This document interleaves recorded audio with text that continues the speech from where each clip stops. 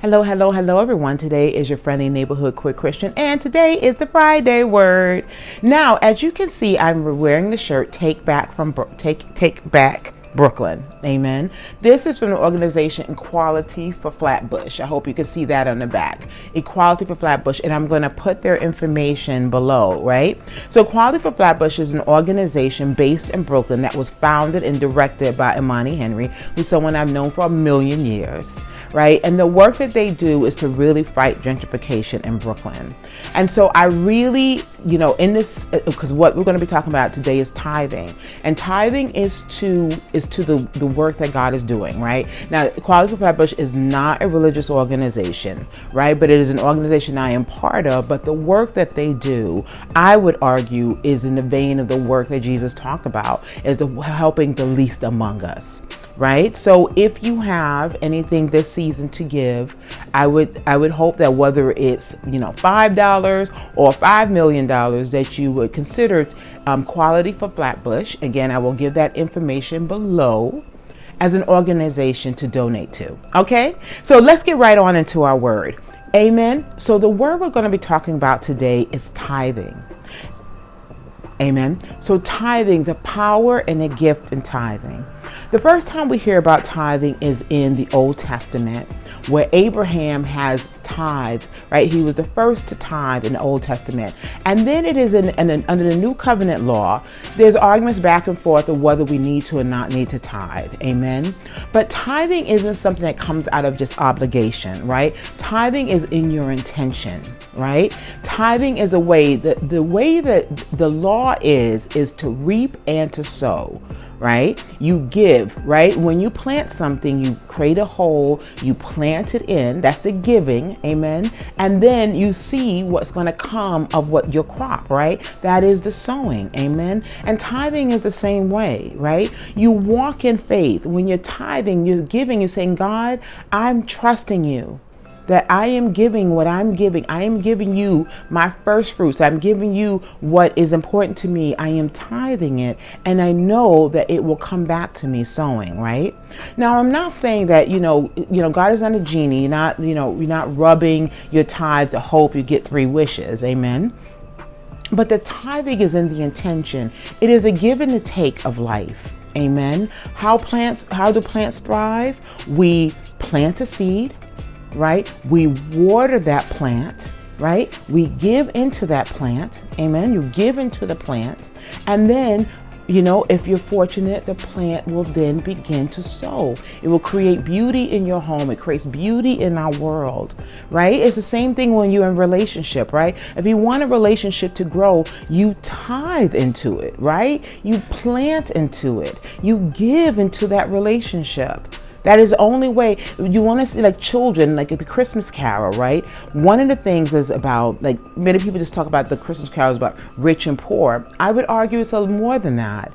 It is the tithing in the Christmas Carol, right? It is because as a child, he was not given the love he needed. And when he actually did receive the love, he wasn't able to receive it because the tithing, the planting that should have happened earlier did not happen, right?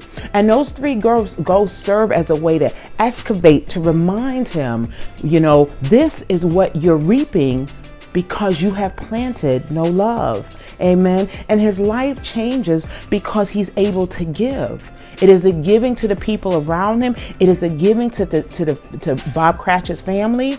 Amen. It is in that giving that he reaps this love. He reaps the love of Tiny Tim. He reaps the love of the people around him.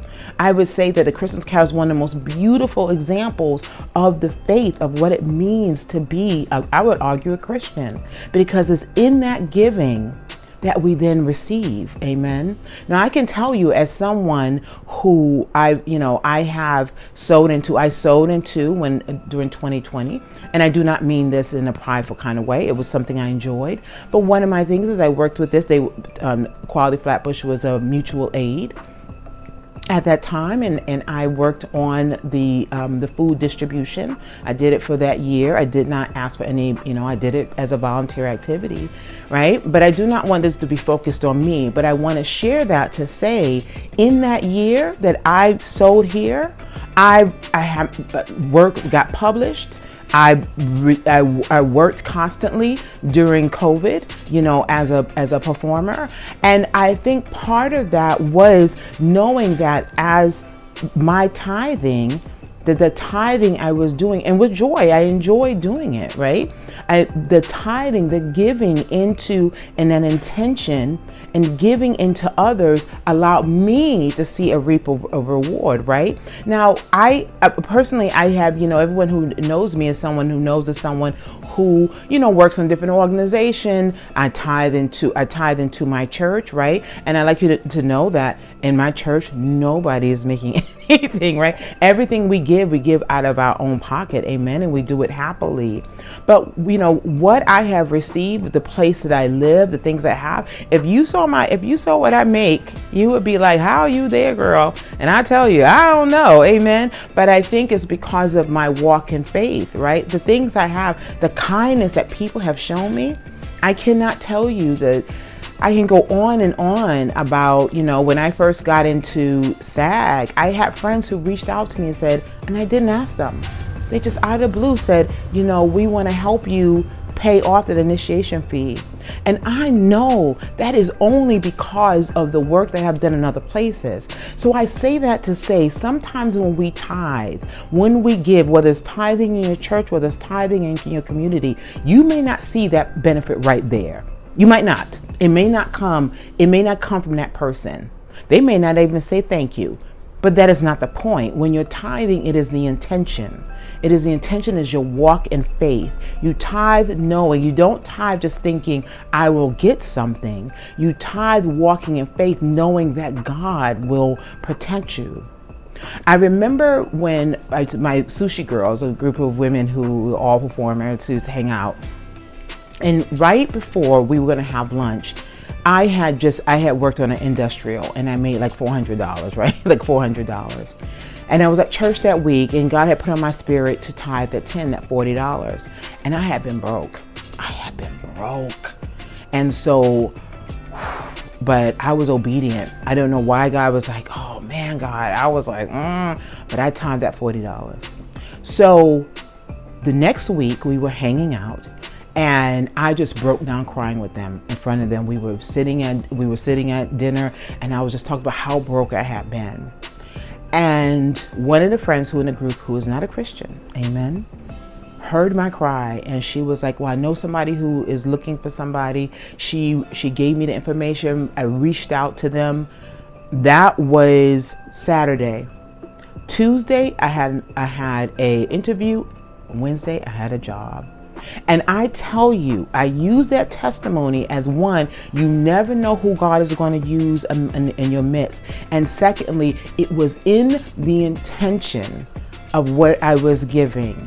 And I didn't know. And even when I cried, I was shocked that I cried, but I felt like it was really just God's release. Just let it out. You're in a safe place.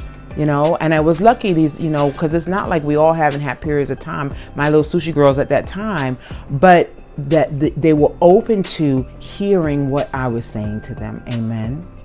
I want to leave us. I want to read Proverbs 9-10.